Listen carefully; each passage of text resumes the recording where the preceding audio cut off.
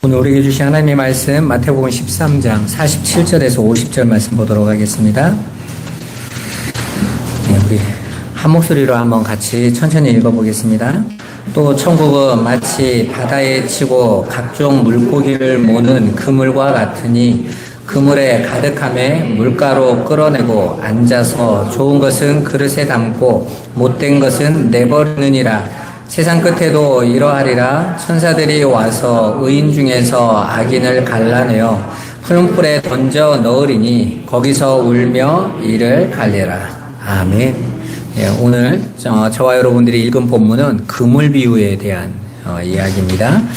여러분들이 이 그물 비유를 많이 들어보셨을 거고 많은 해석도 함께 봤을 겁니다. 그게 맞는 건지 우리 한번 이 시간에 말씀을 한번 살펴보도록 하죠. 먼저 우리는 지난 시간에 세상이라는 밭에 감추인 그 보화라는 예수 그리스도를 발견하게 된 자들이 어떻게 발견하게 되죠? 믿음으로 발견합니다. 그래서 영생을 얻게 된 하나님의 백성들은 이제 자기의 소유를 다 파는, 곧 자기 부인과 십자가의 삶을 사는 삶을 살게 되는데, 그건 어떻게 그런 삶을 살 수 있게 되냐면 그 밑에 진주장사 되신 예수 그리스도께서 당신의 소유를 다 파는 그 십자가의 피로 우리를 구원하셔서 당신의 백성들을 삼아주신 자들이 이제 그 나를 구원하신 예수만이 나의 보화라는 걸 알게 된다라는 거죠. 그래서 그 예수의 음함 붙잡는 삶을 기쁘게 살아가게 될 것을 말해주고 있는 거예요. 제가 금요일 날도 말씀드렸죠. 기독교가 주장하고 있는 믿음은 다른 종교가 주장하고 있는 믿는 행위가 아니라고 그랬습니다. 분명히 말씀드렸어요. 많은 성도들이 착각하고 있는 게 이 지점이거든요. 내가 열심히 믿어야 돼. 그리고 내가 내 믿음을 더욱더 성장시키고 키워서 하나님 앞에 착하고 충성된 종이다라고 인정받고 말겠어. 이걸 믿음의 생활인 줄 알아요. 그런데 그거나 저 불교 다니신 분들이 절에 가서 열심히 108배 들여가면서 3000배 들여가면서 탑을 돌아가면서 열심히 비는 것을 뭐라고 하죠? 그들은 그걸 믿음이라고 하죠. 그거. 그렇죠? 그러니까 가지고 있는 그 믿음이 다 뭡니까? 다 나의 노력으로 시작해서 그걸로 결실을 만들어서 성숙시키고 그걸 하나님 앞에도 내놓을 수 있을 만큼 키워내는 걸 믿음이라고 말을 한다면 기독교와 다른 종교는 같아야죠. 그죠? 그런데 분명하게 설명해 드렸지만 믿음은, 기독교가 주장하는 믿음은 우리 인간 편에서 내놓을 수 있는 믿음의 행위가 아니란 말입니다. 하나님의 선물인 거죠. 하나님의 은혜로 허물과 죄로 죽었던 어떤 자들에게 믿음이라는 생명을 주신 거예요. 그리고 그 믿음이 그 안에 담겨진 자들, 믿음이 그 안에 선물로 주어진 자들은 그 믿음의 능력과 역사로 인하여 하나님을 알아가게 되는 것이고 하나님의 뜻에 온전히 순종하는 자로 만들어져 가는 거예요. 이해되셨어요? 오늘 저와 여러분들이 이 자리에 오게 된 건 내가 하나님을 한번 믿어봐야겠다 해서 온 자들이 아니라 하나님의 믿음에 의해서 끌려온 자들인 거죠. 그래서 기독교만 다른 종교와 다르게 하나님께서 저와 여러분의 삶을 자기 부인의 삶으로 가라라고 말할 수 있는 거예요. 여러분, 이 땅에 있는 모든 자들은 절대로 자기의 소유를 다 파는 삶을 살 수 없어요. 여러분이 사실은 예수를 믿는 믿음을 가지고 가면서도 힘든 게 뭡니까? 예수를 믿는데 힘들어요. 예수를 믿는데 내가 세상적인 보상이나 혜택이 별로 안 오는 것 같아. 예수를 믿으면 병도 나아야 되고 어찌 보면 예수를 믿으면 성공도 해야 되고 잘 살아야 되고 세상 사람보다 비교할 수 없는 것들을 얻어야 될 것 같은데 정작 내가 예수 그리스도를 알면 알아갈수록 하나님께서 그런 세상적인 어떠한 보상이나 이런 거는 관심 없이 정반대로 나라는 존재가 자꾸 죄인이라는 것을 깨닫게 한단 말이에요. 드러나게 하세요. 그래서 나로 하여금 부끄럽게 예수 그리스도의 은혜만 의지하도록 만들어 가시는 거죠. 그게 바로 자신의 소산을 다 팔게 되는 성도들의 일인 거예요. 왜요? 보화를 받거든요. 이 세상에서 잘 사는 것과 못 사는 것의 차이가 우리가 볼 때에는 성공하고 잘 살고 잘 먹는 게 잘 사는 것 같은데 그게 아니라는 거죠. 여러분, 우리나라 사람들은요 보통 잘 사는 것을 부자를 잘 사는 거라고 생각한대요. 그래서 저 사람 돈 많아? 잘 사는데? 저 사람 성공해서 잘 사는데? 이렇게 생각한다는 거예요. 그런데 돈이 많은 부자는 돈이 많은 사람이 부자인 거예요. 잘 산다라는 이 뜻은 뭐냐면요. 이런 거예요. 소통이 잘 되는 거예요. 여러분, 나는 우리 집이 잘 산다고 생각해 라고 말을 했을 때 그 잘 삶이라는 그 한자 표현부터 그 잘 사는 건 부부가 서로 관계가 좋은 거예요. 집이 방 한 칸밖에 없어도 부부가 서로 즐겁고 아이들이 그 안에서 행복을 느끼면 그 집은 잘 사는 집인 거예요. 근데 아무리 구중궁궐 같은 거대한 집에 살아도 날마다 부부가 싸우고 아이들이 집이 지옥 같고 이러면 그 집은 잘 사는 집이 아닌 거예요. 근데 우리나라 사람들은 돈 많으면 잘 산다고 생각하는 거예요.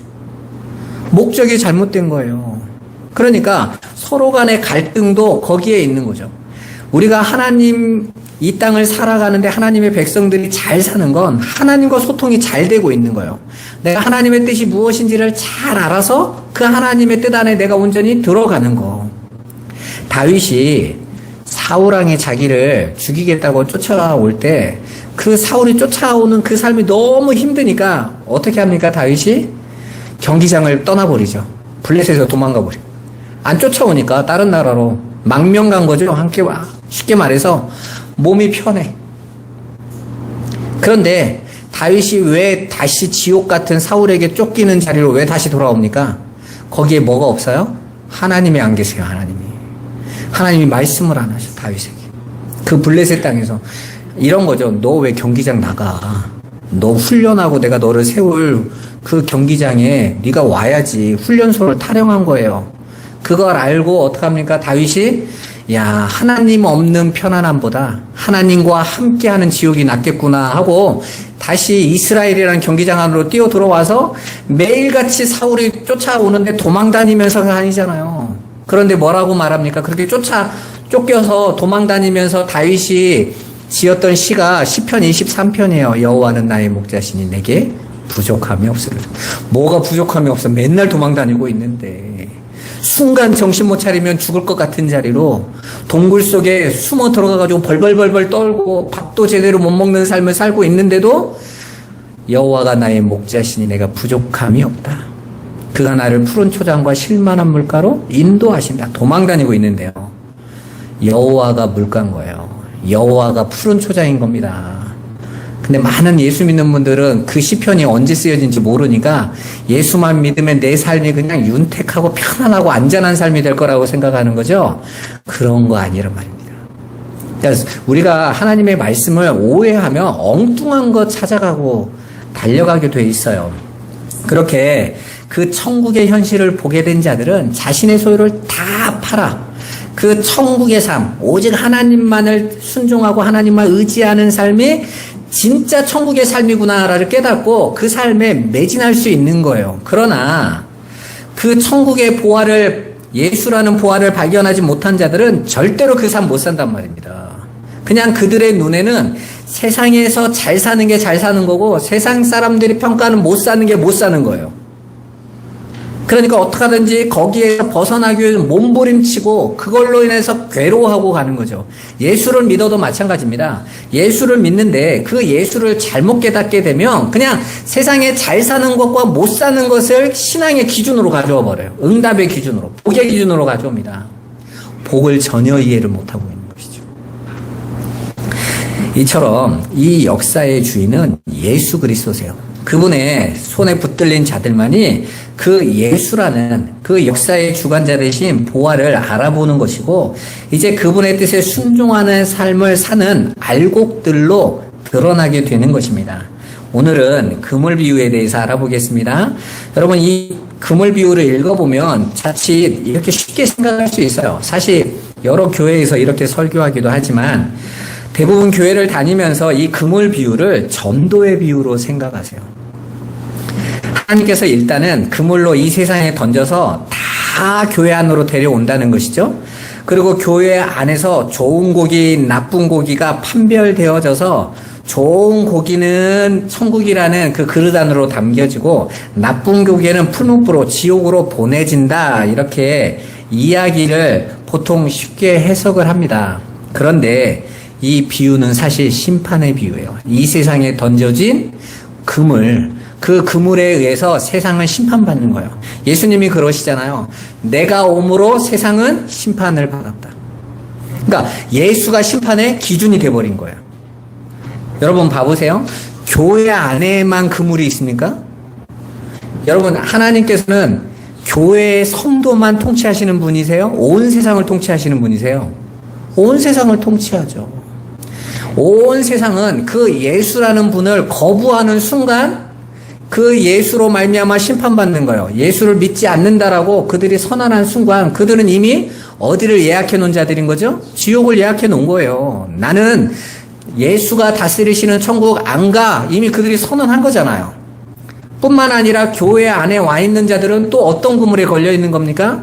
그 예수를 믿는다고 왔지만 그 예수의 말씀에 순종하지 못하고 그 예수를 도구 삼아서 내가 원하고 바라는 삶으로 살아가겠다로 그들의 고기가 결정되는 거야. 그런데 사실 이 그물에 걸린 좋은 고기와 나쁜 고기는 그물 안에서 결정되는 게 아니에요. 이미 좋은 고기와 나쁜 고기는 결정되어져 있어요. 여러분, 우리가 그물을 던지고 잡힌 고기 중에 그물 안에서 노력해서 좋은 고기로 바뀔 수 있어요? 없어요. 없죠. 그냥 어부가 잡고자 하던 고기는 그 원래부터 그 고기인 거예요. 어부가 버리려고 맘먹었던 고기들은 원래부터 나쁜 고기들이었던 거야. 예정인 거죠. 선택인 것입니다. 하나님의 일방적인 편애인 거예요. 그래서 로마서에서 바울이 이렇게 말을 하죠. 하나님께서 우리에게 율법으로 우리를 증명하라고 하지 않으신 이유에 대해서 은혜만을 이야기하시면서 뭐라고 말합니까? 이삭이 아이를 낳았는데 예서와 야곱이었어요. 근데 그들이 언제 택함을 받죠?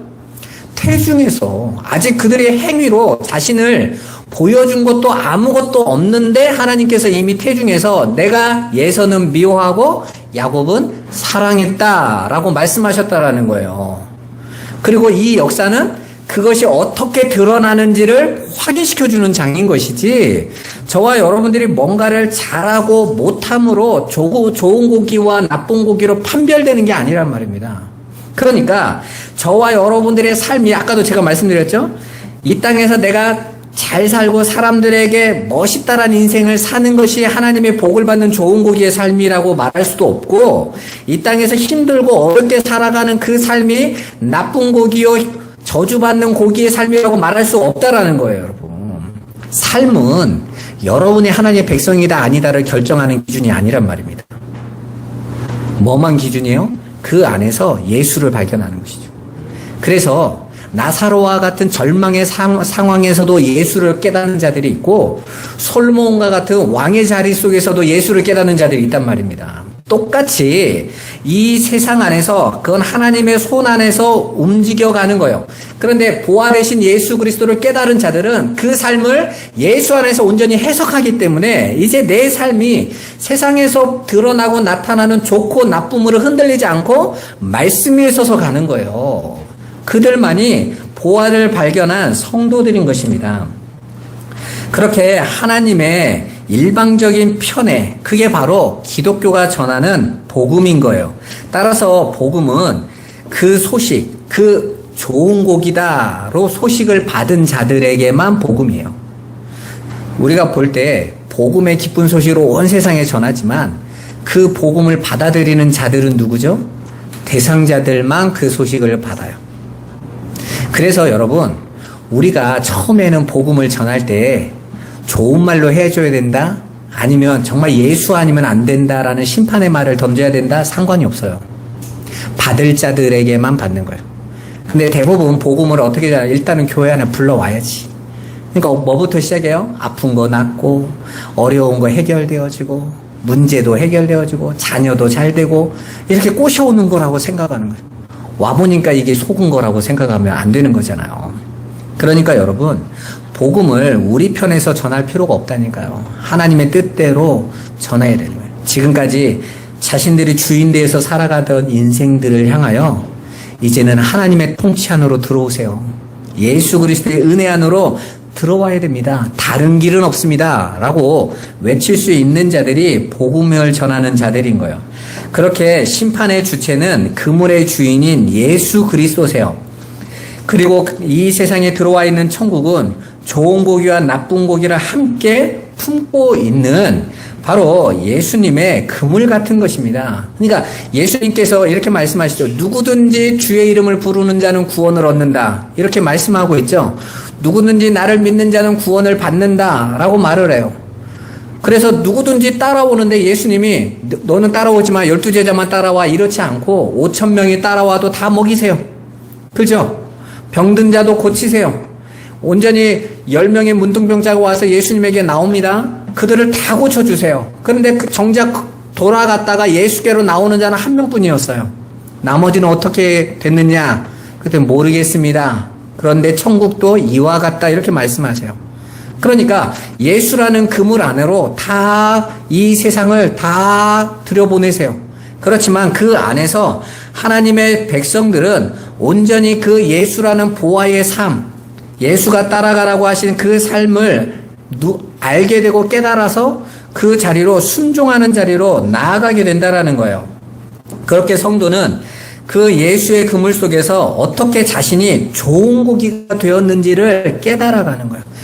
한마디로 어떻게 나는 이런 예수라는 은혜를 알게 되고 받게 되었는가를 알아가는 삶인 것입니다. 성도가 그렇게 이 역사 속에서 할 일은 오직 그거 하나뿐인 거예요. 예수의 은혜, 그 십자가를 알아가는 것입니다. 따라서 오늘날 교회에서 울려 퍼지는 좋은 고기가 되자는 운동은 성도들을 어리석게 만들어 엉뚱한 일에 세월을 낭비하게 만드는 거짓말이 되는 거예요. 그러니까 예수를 알아가고 그 은혜를 깨달아 가야 되는데 나를 열심히 불태워서 하나님이 나를 구원해 주셨으니까 보답하고 섬겨서 하나님이 나를 구원하셨음을 뿌듯하게 한번 만들어보자. 이건 하나님의 의도가 아닌 거예요. 그 삶을 가장 열심히 살았다고 하면 누가 그 삶을 가장 열심히 살았겠어요? 유대인들이요. 그래서 바울이 그러잖아요. 내가 열심으로 할 것 같으면 나보다 열심히 있는 사람은 하나도 없어 그러죠. 내가 가장 열심히 했어. 그런데 그 열심히 했더니 그 열심으로 내놨더니 하나님이 내게 뭐라고 말씀하셨다고 그래요? 너 왜 나 박해해? 너 왜 나 핍박해? 너 나 왜 회방해? 그랬다지 않습니까? 그러니까 많은 성도들이 그 말이 뭔지를 깨달아야 돼요. 우리가 하나님이 의도하신 길과 그 계획으로 따라가지 않으면 오히려 내가 하나님을 믿는다라는 열심히 하나님의 일을 방해하는 게 된단 말이에요. 여러분 오늘날 많은 사람들이 왜 예수 믿는 삶이 어떤 건지를 잘 모르죠? 그거 한국교회가 예수 믿는 걸 열심의 포인트를 둬버렸기 때문에 노력의 포인트를 뒀기 때문에 그래요. 여러분 그런데 그 열심은 오늘날 요즘 보면 누가 제일 열심이죠? 여호와 증인 제일 열심입니다. 그리고 신천지 엄청나게 열심입니다. 그냥 오지 말라고 해도 그냥 맨날 와가지고 두들기고 막 얘기해보자고 하고. 왜 그렇게 열심히 해요? 사실은 그들은 그들의 열심과 노력이 보상받는다라고 아예 되어져 있어요. 누가 잘하나 해서 14만 4천 안에만 들어가면 죽지도 않는다라고 말도 안 되는 소리를 짓거려 놨어요. 그러니까 그들은 자신들의 열심과 노력이 하나님으로부터 평가받는 시스템이니까 여러분 신천지 그 뉴스 보셨죠? 막 시험도 봐 막 줄 서서 막 컨닝도 못하도록 막 쫙 해가지고 열심히 시험 봐. 신천지 교리 막 시험 봐. 그래야 하나님 앞에 그게 다 점수제예요. 점수제. 점수가 착착착착 올라가. 그러니까 사람들이 신앙관이 어떻다라는 게 금방 나오죠. 그분들 다 교회 다녔던 분들이에요. 그러니까 그들이 지금까지 알고 있었던 예수는 자신들이 노력과 애씀으로 자신을 증명할 수 있다는 것이죠. 그리고 그렇게 증명되어짐으로 말미암아 보상받고 내가 원하는 세상의 기대치를 얻을 수 있다는 거예요. 그러니까 전도, 선교 이것도 하나님의 나라를 전하자라는 것도 있지만 더하기 그 뒤에 따라오는 보상에 대한 기대치가 다 제공되어져 있단 말입니다. 그런데 복음의 핵심은 뭐냐면요. 이미 저와 여러분들에게 하늘의 복이 다 왔다라는 거예요. 저와 여러분들이 구원을 받는 순간 저와 여러분은 하늘의 복 안에 들어온 자들이다. 더 이상 받을 것 없는, 더 이상 채워질 것 없는 하나님 자녀라는 어마어마한 신분과 복을 가지고 있다라는 것을 깨닫게 된 자들이 더 이상 이 세상에 배설물 같은 거짓 복에 흔들리지 않고 믿음을 지키고 가는 것이 신앙의 이야기인 것이지, 내가 예수를 착할 믿으면 세상의 복이 주어진다라는 것. 복이라는 단어 자체가 다르다고 제가 말씀드렸잖아요. 우리가 보고 있는 세상의 복인 금, 은, 돈, 성공 이런 것들은 성경이 말하는 복이 아니라고 그랬죠. 히브리 사람들의 복은, 복이라는 그 바라크라는 그 단어는 자체가 우리 동양 사람들이 가지고 있는 그 복복자가 아니라고 그랬잖아요. 근데 대부분 크리스찬들이, 한국 사람들은요, 그 성경이 말하는 복을 복복자의 복으로 알고 있어요. 그래, 내가 예수 잘 믿어서 복 받는다는 그 복이 우리가 지금까지 수천 년을 추구했던 그 복자로 알고 있다니까요. 성경에서 그 히브리 사람들의 복, 바라크, 내가 너를 복되게 하겠다. 너는 복의 근원이 될 거다. 복이 될지다. 라고 말할 때 그 복이라는 그 바라크라는 단어는 하나님이 내 안에 오시는 거예요. 왜요? 창세기 3장의 선악과를 따먹었을 때 하나님이 아담과 하와로부터 어떻게 됐어요? 떠나셨죠. 분리됐어요. 그게 하나님이 떠나심이 곧 뭐죠? 사망인 거예요. 왜? 생명이 떠나버렸으니까. 그래서 에베소서 2장 1절에 허물과 죄로 죽었다라고 과거형으로 딱 써요. 우리는 원래 허물과 죄로 죽었어. 언제 죽었어요? 아담과 하와 때 모든 인간은 죽은 거예요. 영적으로 하나님과 단절된 상태가 죽음이란 말이에요. 그 안에서 인간이 이 땅에서 추구할 유일한 복은 하나밖에 없어요. 생명이 오는 거예요. 생명의 주유 되신 예수 그리스도께서 내 안에 들어오시는 거예요. 그것만이 복인 거예요. 그래서 너를 복 삼겠다, 너는 복이 될 거다라고 말할 때 내가 너와 함께 하겠다라고 말하는 거예요. 그래서 히브리 사람들에게 하나님이 계속 하시는 말씀이 뭡니까? 내가 너와 함께 하겠다. 임마누엘. 우리는 임마누엘을 외치고 하나님이 함께하는 것 늘 외치면서도 정작 그렇게 임마누엘 되면 세상의 복이 따라와. 이러니까 엉뚱한 걸 쳐다보게 만드는 거죠. 그리스도가 복이에요. 반대로 그 그리스도가 복이라는 사실을 하나님이 인지해 주시는 방법이 뭔지 아십니까? 내가 세상의 복으로 여겼던 것들이 가짜라는 것으로 확인해줘요. 여러분 봐보세요. 밭에 감추인 보화를 발견한 사람에게 있어서 세상이라는 보화는 더 이상 보화가 되지 않아요. 밭에 있던 다른 보화는 보화로 안 여겨져요. 예수만이 보화로 여겨져요. 그래서 이 사람이 밭을 사려고 하는데 밭을 사려는 목적이 보화 때문에 사는 거예요. 밭은 관심이 없는 거예요. 여러분, 저와 여러분들이 이 땅을 살아가면서 왜 그렇게 우울하고 힘들고 절망스럽습니까? 내가 세상이라는 복을 찾고 싶은데 친구나 또 사람이나 또 모든 환경이나 이런 것들을 내가 원하는 것들을 만들고 싶을 때 그 세상이 나에게 등을 돌리고 있어.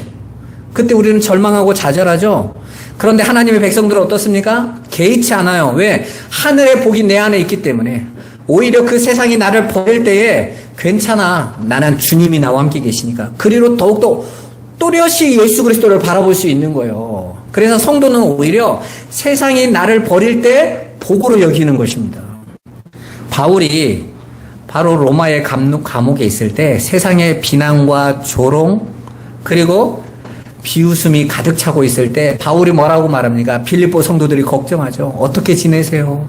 그 감옥에서 그 비난과 조롱과 배고픔과 그걸 다 살면서 어떻게 지내세요? 뭐라고 말하죠? 나는 일체의 비결을 가지고 있어. 아무렇지도 않아. 그래요. 왜요? 그리스도께서 나와 함께 계시니까. 나는 그 그리스도가 더 오롯이 보여져서 나는 더 좋아 그러잖아요. 저와 여러분들이 정말 이 말씀을 알아들어서 그 복을 누렸으면 좋겠습니다. 여러분, 그게 아니면 우리는 이 예수 안에는 이유가 없어요. 아니, 고작 세상의 복을 추구할 것 같으면 불신자들이 더 복을 다 추구하죠. 그런 복을 따라갈 것 같으면. 따라서 우리가 그 예수 그리스도 안에서 그 온전한 그물에 잡혀있는 자들의 삶이 어떤 삶인지를 우리가 한번 살펴보세요. 에베소서 5장 14절에서 18절 말씀 같이 한번 읽어보도록 하겠습니다. 그러므로 이르기를 잠자는 자여 깨어서 죽은 자들 가운데서 일어나라. 그리스도께서 너에게 비추이시리라 하셨느니라. 그런즉 너희가 어떻게 행할지를 자세히 주의하여 지혜 없는 자같이 하지 말고 오직 지혜 있는 자같이 하여 세월을 아끼라. 때가 악하니라. 그러므로 어리석은 자가 되지 말고 오직 주의 뜻이 무엇인가 이해하라. 술 취하지 말라. 이는 방탕한 것이니 오직 성령으로 충만함을 받으라. 아멘. 여기 보시면 우리 성도들을 향해서 잠에서 깨어난 자들 이렇게 이야기하고 있어요. 그러니까 그리스도인들은 영적인 죽음이라는 잠에서 그리스도의 빛을 받아 다시 살아난 자들을 이야기하는 거예요. 그리고 그런 성도들만 교회에 바울 사도는 지혜 없는 자같이 하지 말고 지혜 있는 자같이 하여 세월을 아껴라 라고 권면하고 있습니다. 그건 빛의 자녀들은 더는 이 어두움의 세상의 일에 참여하지 말고 모든 면에서 악한 자들의 길로부터 자신들을 철저하게 구별하여 빛의 자녀들답게 살라고 하는 거예요. 그러면 이 어두움의 세상이 뭐죠? 바로 하나님을 모르는 자들이 살아가고 있는 세상의 가치관과 그들이 추구하고 있는 삶이 어두움의 일인 거예요. 우리 눈에는 뭐 마약하고 술 마셔서 막 싸우고 다른 사람 죽이고 이런 것만 어두움이라고 생각하는데 아닙니다. 이 세상이 자신들을 증명해내기 위해서 발전시키고 그리고 이 안에서 열심히 세워가고 있는 이 문명이나 이런 모든 것들이 하나님의 눈에는 다 어둠의 일인 거예요. 그래서 거기에서 나 증명하겠다고 하는 그 삶은 어둠의 삶이란 말입니다. 여기에서 말하는 지혜는 지혜롭게 행하라. 지혜 없는 자같이 하지 말고 지혜 있는 자같이 하라 라고 말할 때 여기서 지혜는 단순한 지식이나 지성 혹은 비상한 재능을 가리키는 말이 아니에요. 이건 그 모든 것을 응용하는 능력, 다른 말로 올바른 판단력을 가르쳐주는 거예요. 그러니까 지혜 있는 자는 어떤 자들이에요? 지금 세상이 달려가고 있는 멋지고 화려한 것에 현혹되지 않으며 또 내가 당하고 있는 하나님께서 나를 부인하고 십자가로 끌고 가고 있는 그 삶에 시험 들지 않고 세상적인 가치관으로 고난으로 여겨지는데 그런 거에 흔들리지 않고 하나님의 뜻이 무엇인지를 온전히 알아서 그걸 향하여 흔들리지 않고 갈 수 있는 거, 서 있을 수 있는 거, 그게 지혜 있는 거야. 그래서 그 지혜는 우리 힘으로 되는 게 아니라고 분명히 말하죠. 오직 성령이 너희에게 임하시면. 그러니까 성령, 그 지혜의 영이신 성령이 오지 않으시면 우리는 그 판단 못한다라는 것입니다. 분별 못한다라는 거예요. 그러니까 성령 받으면 무엇으로 알 수 있어요? 내가 세상의 화려함에 물들지 않고 그게 무엇인지 실체를 파악할 수 있는 능력. 그리고 내게 나타나는 현실적인 어려움과 환경에도 그 환경 내면에 있는 하나님의 뜻을 발견할 수 있는 능력이 지혜인 거예요. 그래서 그 진리 앞에 딱 설 수 있는 것. 바로 저와 여러분들을 향해서 그렇게 지혜 있는 자같이 하여 세월을 아껴라 이렇게 말을 하고 있어요. 따라서 바울이 말하는 지혜 있는 자들은 이 시대, 이 세상 속에서 감추어진 보아이신 예수 그리스도를 통해 우리에게 보여주시는 그 천국 백성의 삶, 그 삶이 곧 자기를 부인하고 십자가로 내려가는 삶이었잖아요. 바로 내가 주인 되어 선악을 판단하여 사는 세상의 왕이 되려는 그 세상 사람들이 추구하고 있는 어둠의 일의 시도를 버려버리고 자기의 소유를 다 팔아서 보아인 천국을 준비하는 삶을 살아가는 자들을 지혜 있는 자라고 하는 거예요. 사실 그 삶을 바울이 살았잖아요. 바울이 뭐라고 말합니까? 내가 지금까지 자랑하던 거, 내가 지금까지 내가 자부하던 거, 난 바리새인 중에 바리새인 중이요, 히브리인 중에 히브리인이요, 나는 그 안에서 베냐민 지파요, 베냐민 지파라는 사람들이 굉장히 큰 자부심을 갖고 있었던 게 뭐죠? 자기는 초대 왕의 후손들이란 말이에요. 자기 가문이 왕이 나온 가문이에요. 우리나라에도 전주희 씨 있잖아요. 나 왕족이었어. 이런 분들 있잖아요. 왜? 그거 굉장히 큰 자부심이요. 유대 사회는 더 좁은 사회니까 그 안에서 그게 얼마나 큰 겁니까?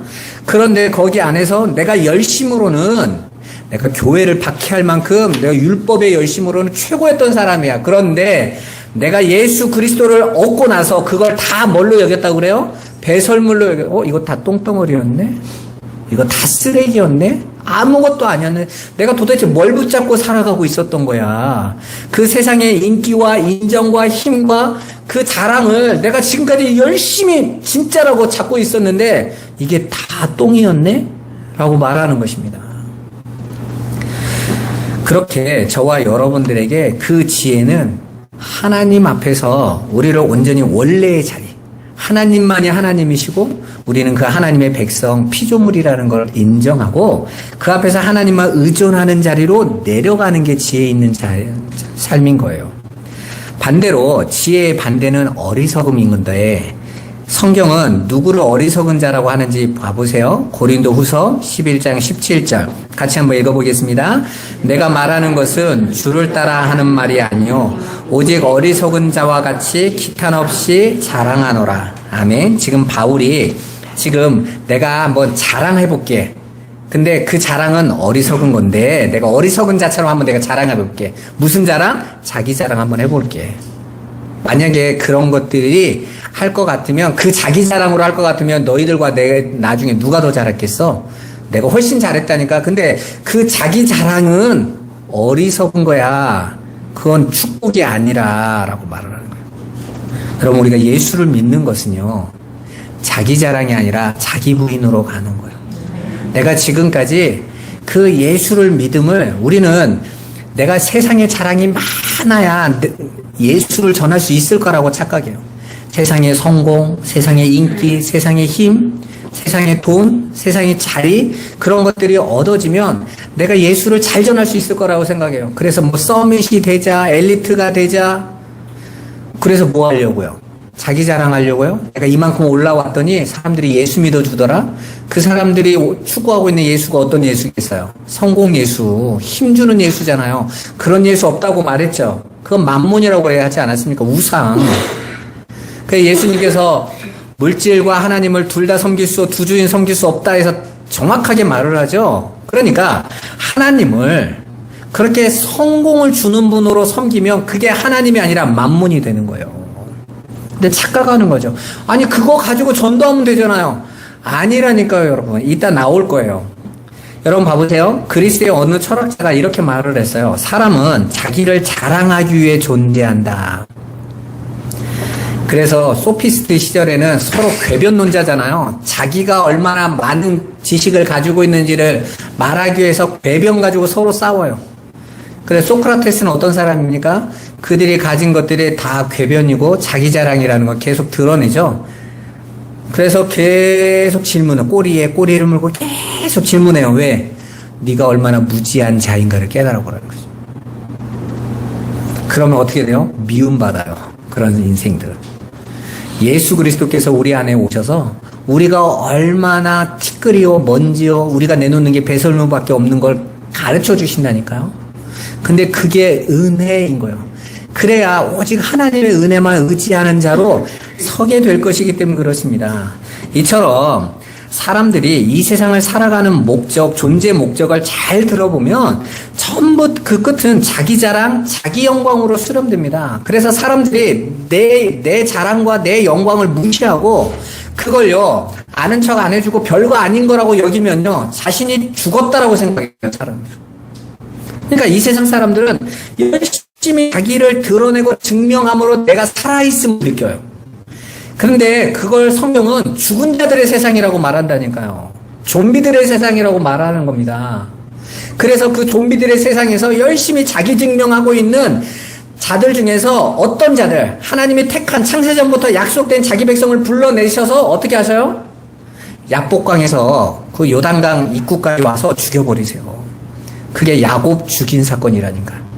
그렇게 야곱을 환도뼈를 쳐서 박살을 내놓고 이름을 바꿔주시죠. 이스라엘 승리자라고 하세요. 그러니까 성도의 승리는 잘 죽어서 온 승리인 거예요. 나를 열심히 증명해서 내놓는 승리가 아니란 말입니다. 어떤 분들은 하나님도 이겼다고. 그게 하나님이 이기는 거란 말입니다. 하나님에게 잘 죽는 게 하나님이 이기는 거라고요. 그러니까 엉뚱한 거 붙잡으니까 하나님의 말씀이 다 엉터리로 해석이 되어지는 거죠. 그러니까 열심히 이 땅에서 자신들이 자기의 삶을 증명하면서 이게 하나님이 주신 복이고 나 이렇게 하나님 잘 믿어서 이런 존재가 됐다라고 엉터리 자랑을 하는 거예요. 여러분, 원래 인간은 자기 자랑을 위해 살도록 창조된 존재들이 아니에요. 원래 인간은 하나님의 영광을 위해 살아야 하는 존재들이었어요. 그런데 타락한 이후에 인간들은 더는 하나님의 영광을 위해 살지 않고 자기 자랑, 자기 영광을 쌓는 삶을 살기 시작한 것입니다. 그리고 그러한 자기 자랑을 위해 이 세상에서 자기의 욕망을 불태우며 자기의 감정에 지배를 받으며 살아가고 있었던 거예요. 그 삶을 살았던 최초의 인물이 가인 아닙니까? 자기의 영광과 자기의 자랑하기 위해서 하나님 앞에 내놓는 소산을 땅에서 것으로 잔뜩 가져와서 그거를 나 알아주세요 그랬는데 하나님이 거들떠보지도 않으시죠. 그러니까 분노에 사로잡혀서 저 아무것도 안 내는 것 같은 저 아벨을 죽여버리잖아요. 그게 이 세상 사람들의 모습이라니까요. 그렇게 하나님의 백성들은 이 세상 사람들에게 하나님의 뜻이 무엇인지 삶으로, 말씀으로 살아내는 자들인 거예요. 그게 성도들인 것입니다. 하나님의 지혜는 그렇게 자신을 증명하는 것이 아니라 하나님의 영광을 드러내는 삶입니다. 그 삶은 하나님께서 가르쳐 준 것처럼 마음을 다하고 뜻을 다하고 힘을 다하고 목숨을 다하여 하나님만을 사랑하고 그와 같이 내 이웃을 내 몸과 같이 사랑하는 삶인 것입니다. 그러기 위해서는 자기 자랑, 자기 증명이 아닌 자기 부인의 삶으로 이웃을 섬기는 삶, 이웃을 사랑하는 삶을 살아내는 거예요. 그러니까 자기가 부인되지 않으면요, 이웃을 사랑할 수가 없어요. 자기 사랑을 하고 있는 사람은요, 이웃을 구제하는 것조차도 자기 만족을 위해서 하고 있는 거라니까요. 여러분, 그 불교인들이 그 물이나 바닷가 방생하는 거 있잖아요. 그거 왜 하죠? 그냥 안쓰러워서 하고 있는 건가요? 그 방생이 다 자기가 덕을 쌓고 있는 거죠? 열심히 자기 거 만들고 있는 거라고요. 그걸로 인해서 축적해서 나 극락하겠다라는 거죠. 그건 자기 부인이 아니라 자기 섬김의 삶을 살고 있는 거예요. 하나님은 그걸 금방 아세요. 근데 모든 인간은 그 삶밖에 못 내놔요.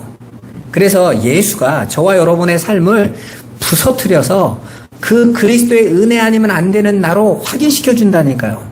그래서 바울이 내가 공고하다고 말한 것은 머리로 내가 그거 알고 있는데 자기 부인과 십자가를 알고 있는데 자기 숭배로 가더라는 거예요. 매일같이. 그래서 우리는 날마다 예수 그리스도의 십자가 안으로 달려 들어가는 것입니다. 그거 아니면 안 된다는 걸 깨닫는 거예요. 하나님은 바로 그러한 삶을 통해서 세상을 책망하라고 말씀하고 있는 것입니다. 우리가 남보다 더 잘 되려고 경쟁하고 앞서가라는 것이 아니에요. 어떤 목사님이 이렇게 설교하시더라고요. 겸손 힘이 있어야 겸손이 드러난다. 여러분이 높아져야 여러분이 겸손해 말할 때 세상 사람들이 저분은 겸손하다 이런다는 거예요. 정말 그렇습니까? 그래서 세상 사람들은 겸손도 힘 있는 자가 내놓을 수 있다는 거예요. 그리고 가난한 자가 겸손하면요 비굴하다라고 말을 하죠. 왜 겸손이라는 것조차도 인간들의 사고로 바꿔버려요? 하나님은 그렇게 말씀하지 않으세요. 이 세상 사람들은 절대로 할 수 없는 자기를 희생하여 이웃을 섬기고 그 앞에 자신을 부인하는 십자가의 삶으로 살아가고 있는 성도들의 삶이 성경은 겸손한 삶이라고 선언해주고 계시는 것입니다. 그렇게 우리가 믿는 예수를 통해서 그 세상은 보게 된다라는 거예요. 에베소서 5장 11절 한번 같이 읽어보겠습니다. 너희는 열매 없는 어둠의 일에 참여하지 말고 도리어 책망하라. 아멘. 여기서 책망하라라는 단어는 단순히 비판하라는 말이 아니에요. 꾸짖으라는 단어가 아니에요. 증거를 보여 이해시키다라는 뜻이에요. 납득시키다라는 뜻입니다. 그러니까 책망이라는 것은 말싸움하는 게 아니에요. 책망이라는 건 저와 여러분들이 그 어둠의 일을 거절하고 하나님의 말씀, 빛의 삶을 살아냄으로 인하여 그 세상 사람들에게 온전한 조명과 이해를 제공해서 그들이 스스로 깨달을 수 있도록 만들어주는 거예요. 여러분 봐보세요. 노아가 하나님께서 노아에게 홍수를 120년 후에 보낼 것을 예고하시고 방주를 만들라고 하시죠? 그러니까 노아는 120년 동안 한 일이 뭐예요? 방주 만드는 거였어요. 근데 그 방주라는 게 그 당시의 세상에서는 아무 쓸모가 없는 거라니까. 왜요? 홍수도 없었고 비도 오지 않는 너무나 화창하고 좋은 날씨 속에 배를 만들면서 홍수를 얘기하고 있는 사람 말을 누가 듣겠냐고요, 여러분. 그리고 그것들이 생산적으로 불을 쌓는 것도 아니었다니까요. 그러니까 사람들이 볼 때는 아무 쓸데없는 일을 하고 있는 거나 마찬가지죠. 그런데 베드로서에 오면 뭐라고 기록합니까? 노아가 120년간 방주를 만들면서 세상을 책망했다. 이렇게. 그러니까 우리가 사람들은 힘 있는 자의 겸손을 요구하고 일단은 높아져. 일단은 가진 자가 돼. 일단은 성공해. 그게 번영신학이에요. 그거 가지고 너희가 믿는 하나님을 증명해봐. 그게 가짜라니까요. 하나님은 그게 아니에요. 저와 여러분이 때로는 못나고 부족하고 힘듦에도 불구하고 예수 그리스도의 십자가의 은혜만을 묵묵히 의지하고 바라보고 그것만이 진리라고 말할 때 세상은 아이고 너같이 힘없는 게 라고 할지 몰라도 하나님은 바로 여러분들을 통해서 세상을 책망하고 있다니까요. 이렇게 사는 게 맞는 거야 라고요. 근데 아무도 거기에 안 들을 것 같죠. 근데 하나님의 백성이 들어요. 여러분 세상을 책망할 때 그 세상을 책망하는 소리를 세상이 다 인식하지 않는 거를 괴로워할 필요가 없어요. 성경에서 말하는 세상은 전체 세상도 있지만 하나님의 백성들을 가리킬 때도 세상이라고 표현을 해요. 그래서 요한복음 3장 16절에 하나님이 세상을 이처럼 사랑하사 할 때 그 세상은 택한 자기 백성을 가리키는 거예요. 그러니까 하나님의 책망의 소리도 누구만 들어요? 온 세상을 다 책망하지만 다들 귀가 먹고 눈이 멀어서 그 책망이 안 들려요. 안 보입니다. 그런데 그 책망이 들리고 보여지는 자들이 있는데 믿음으로 드러난 자들만 그 삶을 본단 말이에요. 그러니까 예수 믿는 자들은 바로 그 세상을 향하여 그 삶을 살아내는 자들인 거예요. 자기 백성들을 향하여. 근데 우리는 모두에게 보여주려고 해. 거기서부터가 복음이 잘못된 거예요. 전도를 대상을 잘못 잡은 것입니다. 그러니까 자꾸 그 세상에게 하나님도 믿지 않고 조롱하는 세상에게 자꾸 인정받겠다고 교회가 나가는 거예요. 그 세상은요 아무리 열심히 해도 인정 안 한다니까요. 오히려 그 세상에 인정받으려다가 그 세상에 빨려 들어갑니다. 그 세상에 걸려 들어가요. 마치 아브라함의 조카 롯처럼 그 소돔과 고모라를 인정받아 보겠다고 성문에 앉아서 다스리는 자까지 올라가서 이제 사람들이 내 말을 알아듣겠지. 그럽니까? 사위부터도 농담으로 여겨요. 롯이 했던 그 세상을 향한 책망의 소리를 그 소돔 사람들이 어떻게 합니까? 이들을 건들지 마라. 그랬더니 뭐라고 말합니까? 이게 좀 받아줬더니 지가 뭐 된 줄 알고 너까지 해칠까 걱정해. 다른 뭐나 수준 높게 말 너부터 죽인다 이 말이에요. 네, 여러분 세상이 교회가 그들에게 기준에 맞춰주고 잘해주면 세상이 아멘하고 올 것 같으세요? 아니요. 기준에 맞았기 때문에 인정해주고 있었던 거예요. 그 세상이요. 저와 여러분이 정말 복음을 전하면요. 등 돌립니다. 왜 저런 말을 해? 그러는 거예요. 제가 예전에 중고등부 전도사 했을 때 저 양평에 있는, 전에도 몇 번 설교했죠? 양평에 있는 지역에 아이들을 데리고 겨울에 수련회를 갔어요. 그래서 아이들하고 전도를 갔습니다. 그래서 마을에 가네 이렇게 가서 복음을 전하는데요. 전하고 아이들이 막 찬양도 하고 이게 막 주물러 드리고 했더니 그냥 시골 분들이 얼마나 좋아해. 아, 좋네 하고 아이들이 이렇게 쪽복음 들고 와서 복음 전하고 이랬더니 한 할머니가요 벌떡 일어나서 성질을 뻥 내고 가더라고요. 뭘 잘못했지? 그 마을에 가는 어르신들이 그러는 거야. 신경 쓰지 마. 무당이야, 무당. 박수무당이야. 그 무당이 지금 자기 나와바리에서 지금 복음을 전하니까 얼마나 열받았겠어요. 또 그냥 안 보내줘. 또 쫓아갔죠. 가가지고 이제 딱 찾아갔더니 무당집 앞에 바카스 진통제가 가득 차있어. 얼마나 힘들겠습니까.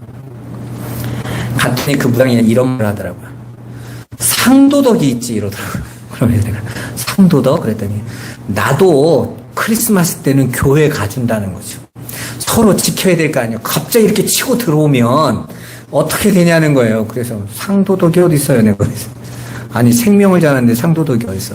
근데 그 무당이 한 말 중에 제일 인상 깊었던 말이 뭐냐면, 나도 크리스마스 때는 교회 가서 떡국 먹어줘.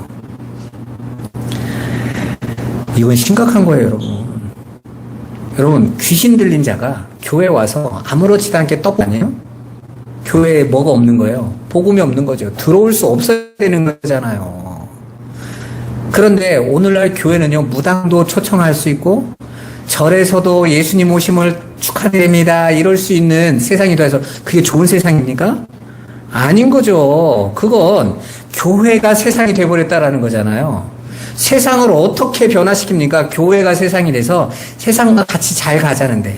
요즘 유튜브 보니까 어떤 목사님은 스님하고 신부님하고 셋이 와가지고, 야, 뭐 더 좋은 게 좋은 거 아닙니까? 이러면서 기독교가 굉장히 포용적인 것처럼. 그러면서 그게 훨씬 깨어있는 기독교인 것처럼 작다가는 거죠. 책망하라고 했더니 오히려 동화되어 버린 거예요. 다른 걸로 쫓아가고 있는 삶을 살고 있는 것입니다. 그래서 지혜는 부지런히 주의 뜻이 무엇인가 살피고 배우고 이해하여서 이 세상에 퍼져 있는 누룩, 술 취하지 말라라는 것은, 이 술은요, 그냥 술 마시지 말라는 뜻이 아니에요. 술은 누룩으로 빚는 거잖아요. 성경에서 그 누룩은 뭡니까?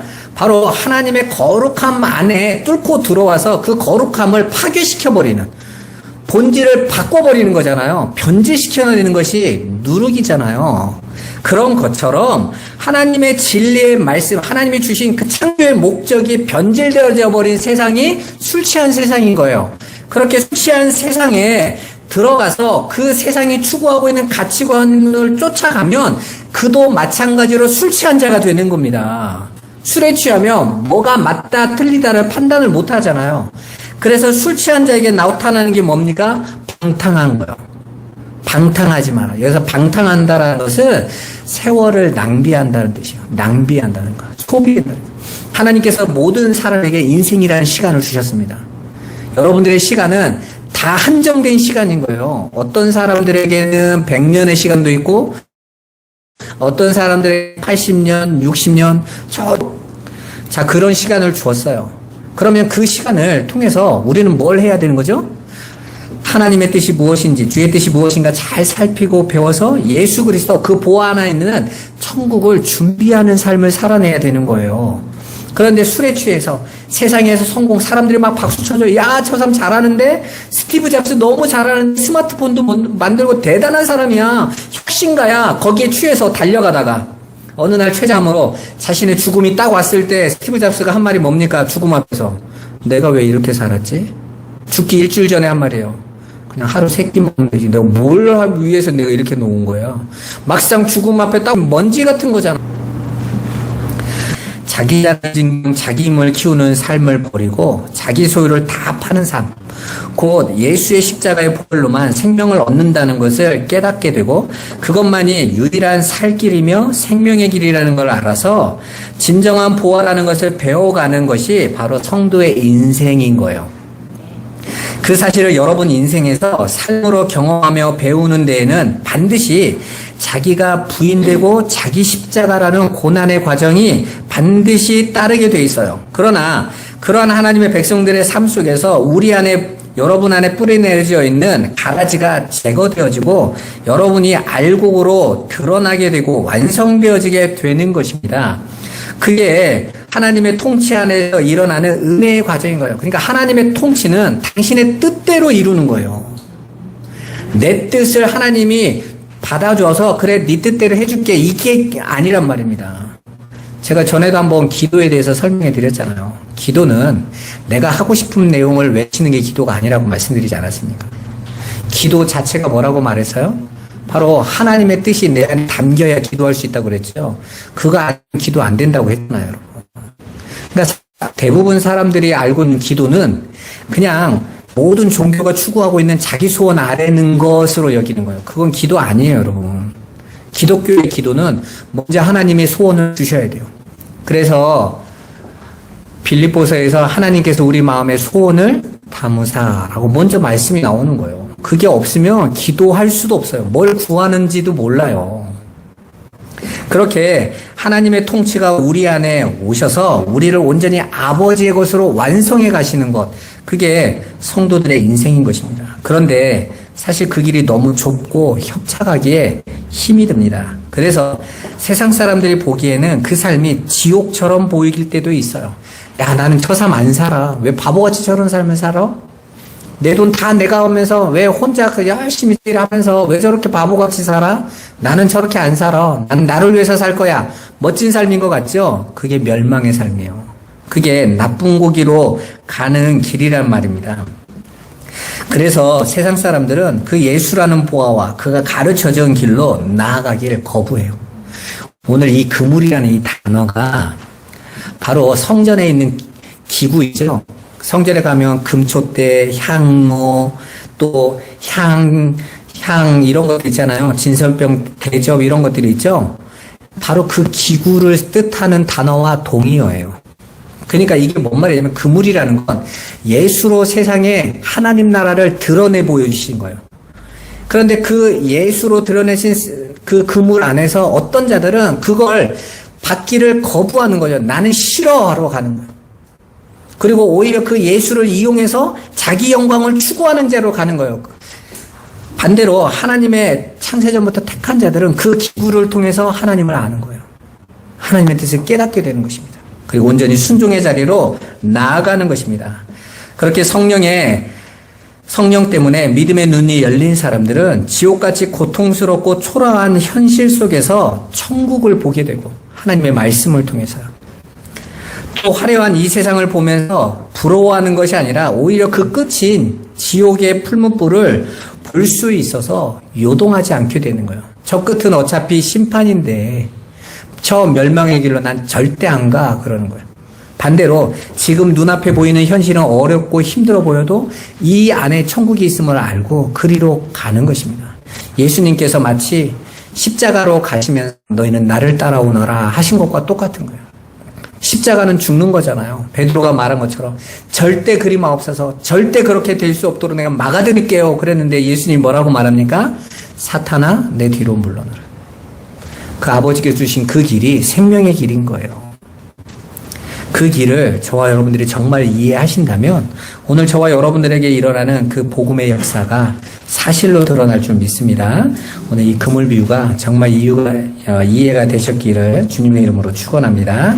기도하겠습니다. 살아계신 하나님, 세상에 던져진 그물처럼 예수 그리스도께서 이 세상을 심판하실 때에 하나님께서 우리에게 보여주신 대로 그 그리스도를 따라가는 바로 자기를 부인하고 십자가로 끌려가는 성도들의 삶이 정말 복된 삶이며 그들이 세상을 잘 산 삶이라는 것을 깨닫게 하여 주옵소서.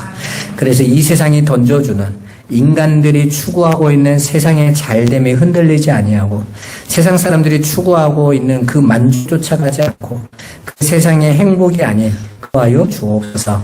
우리 성도들이 그렇게 우리의 옛사람이 끊어지고 거룩한 새 사람으로 하늘의 아들들로 완성되어져 가는 축복을 누리도록 역사하여 주옵소서.